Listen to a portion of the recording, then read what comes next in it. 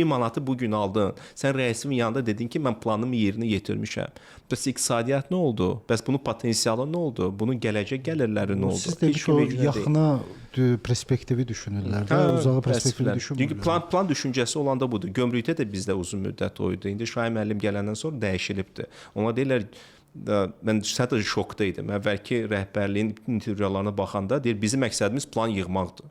Deyirəm, açın, oxuyun Azərbaycan Respublika gömrük haqqında qanunu. Orada yazılıb ki, ticarətin asanlaşdırılmasıdır, border kontroldur, sərhəd kontroludur. Orada yazılmayıb ki, sən plan yığmalısan. Yoxdur gömrüyün məqsəd qoyuluşlarında ki, sən plan yığmalısan. Sən ticarəti asanlaşdırmalısan, sən əmin olmalısan ki, ölkəyə narkotik girmir, silah girmir. Budur sənin məqsəd qoyuluşun.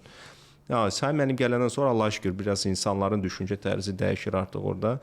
Eyni şeydə digər yeniliklər var orada. Dövlət orqanlarında görməyini istərdim.